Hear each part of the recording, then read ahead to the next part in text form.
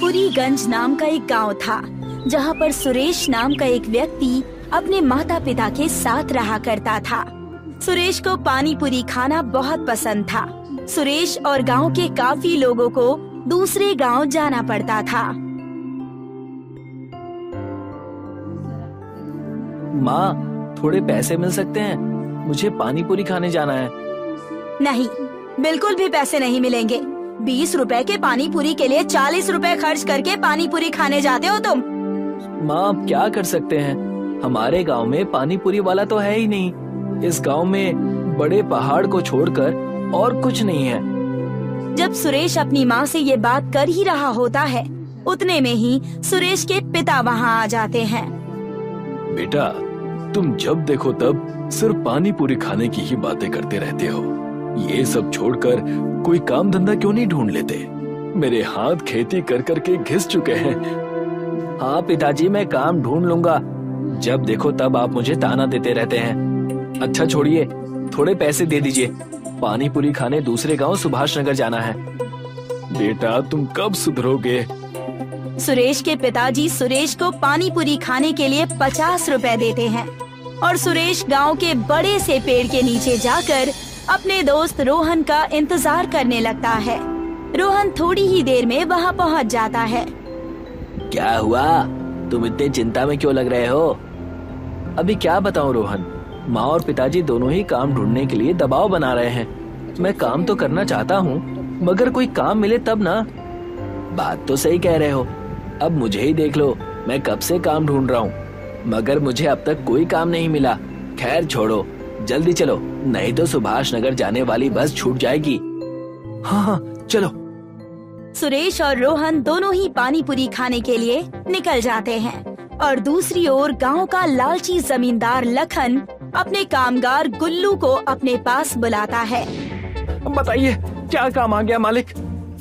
मैं कोई नया व्यापार करना चाहता हूँ। बताओ, इस गांव में लोगों के पास ऐसा क्या नहीं है जो मैं इन्हें दे सकूं और थोड़े पैसे ऐड सकूं? वैसे तो मुझे कुछ ऐसा पता नहीं मालिक, मगर गांव के काफी लोग पानी पूरी खाने दूसरे गांव जाते हैं, क्योंकि इस गांव में कोई पानी पूरी बेचता ही नहीं है। सिर्फ पानी पूरी खाने के लिए दूसरे गांव जाते हैं?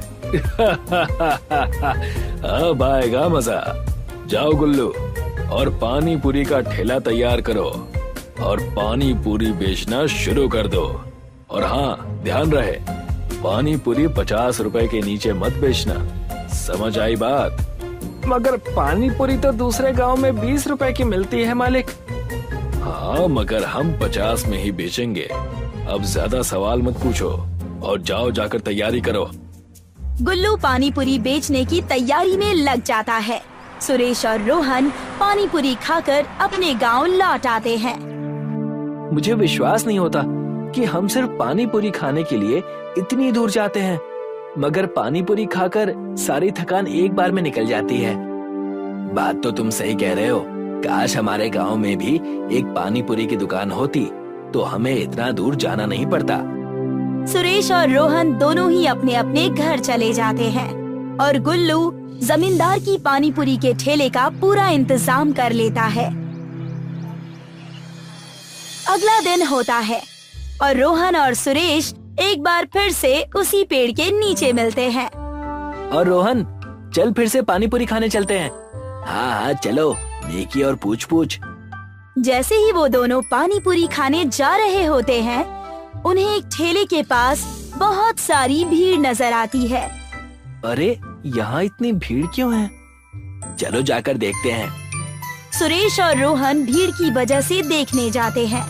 जैसे ही वो दोनों वहाँ पहुँचते हैं, उन्हें वहाँ पर गुल्लू पानी पूरी बेचते हुए दिखाई देता है। अरे वाह, ऐसा लगता है ऊपर वाले ने हमारी सुन ली। सही कह रहे हो। रोहन गुल्लू से पानी पूरी का भाव पूछता है और दोनों ही पानी पूरी का भाव सुनकर हक्का बक्का रह जाते हैं। 50 रुपए? इतना ज्यादा? दूसरे गांव में तो सिर्फ 20 रुपए में ही पानी पूरी मिल जाती है। उतने में ही जमींदार लखन वहाँ पहुँच जाता है और कहने लगता है, तो वहीं जाकर खा लो पानी पूरी, हमने कहाँ मना किया है। वैसे भी दूसरे गांव में पानी पूरी खाने के लिए भी 50 रुपए ही दे रहे थे ना, तो इससे अच्छा यहाँ दे दो, क्या दिक्कत है? अच्छा, तो ये आपकी दुकान है, तभी सोचूं कि ये इतने ज्यादा दाम में पानी पूरी क्यों बेच रहा है। कोई बात नहीं, हम भी हमारी पानी पूरी की दुकान खोलेंगे और गांव वालों को कम पैसों में पानी पूरी खिलाएंगे। जाओ जाओ, बस गांव में एक मैं ही हूँ जिन्हें बाहर के लोग पानी पूरी की पूरी बना कर देते हैं। जरा मैं भी तो देखूं कि तुम दुकान कैसे खोलते हो। सुरेश और रोहन दोनों ही वहाँ से निकल जाते हैं और सोचने लगते हैं कि वो कैसे पानी पूरी की दुकान के लिए पूरी ढूंढ सके। तुमने जोश जोश में कह तो दिया, मगर हम पूरी का जुगाड़ करेंगे कैसे? हमें कुछ ना कुछ तो करना ही होगा, वरना ये जमींदार ऐसे ही लोगों से पैसे ऐंठता रहेगा।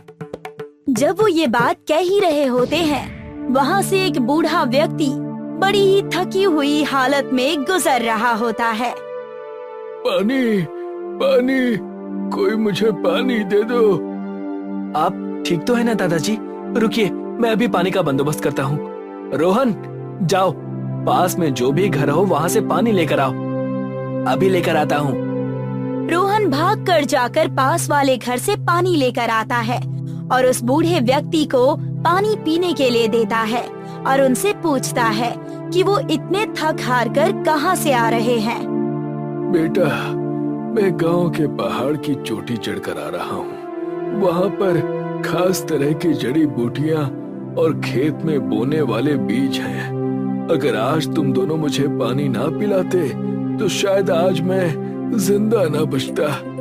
वो बूढ़ा व्यक्ति इतना कहने के बाद अपने झोले में हाथ डालकर सुरेश और रोहन को वो जादुई बीज देता है और कहता है, जब भी तुम इन बीज को अपने खेत में बोओगे, तब तुम्हें 5 बार उस वस्तु का नाम लेना होगा जिसे तुम अपने खेत में उगाना चाहते हो, और अगले दिन वो उग जाएगा। बूढ़ा व्यक्ति इतना कहकर अपने रास्ते चला गया और सुरेश और रोहन उस जादुई बीज को अपने घर लेकर चले जाते हैं। चलो आज ही जाकर इस बीज को मेरे पिताजी के खेत में गाड़ देते हैं और देखते हैं कि ये सच में जादुई है या नहीं। सही कह रहे हो, अगर ये काम कर गया ना तो हमारी पूरी समस्या खत्म हो जाएगी। सुरेश और रोहन दोनों ही उस बीज को लेकर खेत में जाते हैं और 5 बार पानी पूरी का नाम लेकर उस बीज को खेत में बो देते हैं। अगली ही सुबह खेत में पूरी उग जाती है और सुरेश और रोहन दोनों ही अपनी पानी पूरी का ठेला डाल देते हैं और सिर्फ 20 रुपए में पानी पूरी बेचना शुरू कर देते हैं। अरे, ये तो बड़ी अच्छी दुकान दिख रही है। जरा एक प्लेट तो लगाना भाई। जी, अभी लगाता हूँ। सुरेश अपने ग्राहक को पानी पूरी खिलाता है। मैंने आज से पहले कभी भी इतनी अच्छी पानी पूरी नहीं खाई। मजा आ गया इस पानी पूरी को खाकर। एक काम करो, और 2 प्लेट लगा दो और 2 प्लेट घर के लिए भी बांध दो। धीरे धीरे करके सभी सुरेश और रोहन के पानी पूरी के ठेले पर आने लगते हैं। जब भी पूरी कम पड़ जाती है, पानी पूरी की खेती से पूरी लेकर आ जाता है। गांव वालों ने जमींदार के पानी पूरी के ठेले में से पानी पूरी खाना बंद कर दिया था।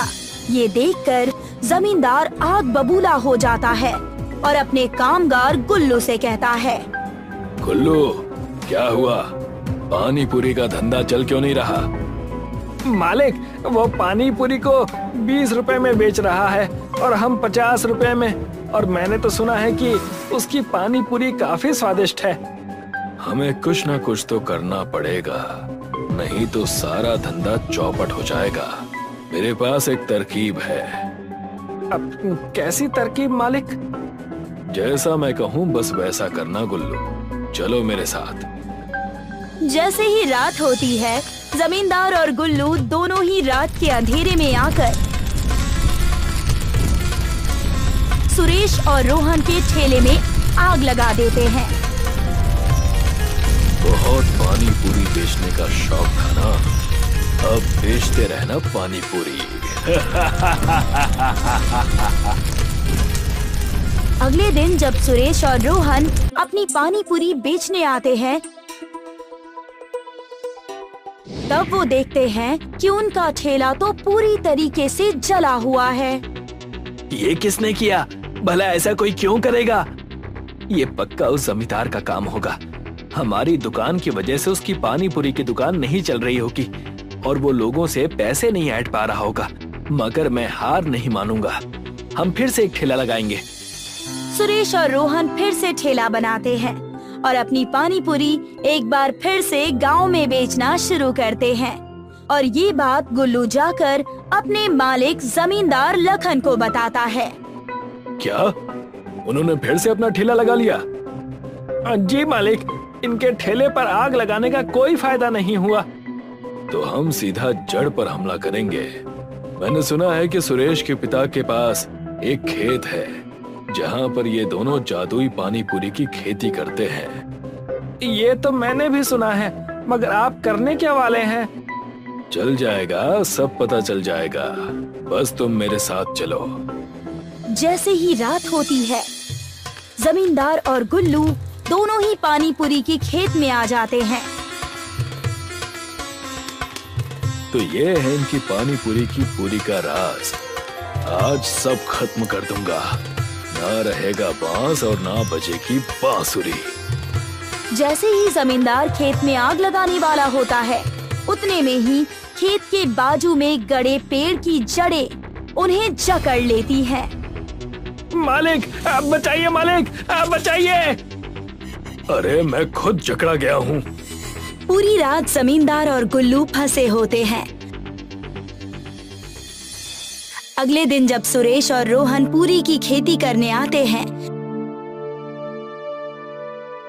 तभी वो जमींदार लखन और गुल्लू को जकड़ा हुआ देखते हैं। मुझे माफ कर दो सुरेश और रोहन। मैं तुम्हारी खेती जलाने के लिए आया था, मगर यहाँ के झाड़ों ने हमें जकड़ लिया। मैं तुम दोनों को आश्वासन देता हूँ कि मैं अपने सारे गलत काम छोड़ दूंगा और पानी पूरी भी 20 रुपए में बेचना शुरू कर दूंगा। ये झाड़ इन खेतों की रक्षा करते हैं। आपको अपनी गलती का पछतावा है। हमारे लिए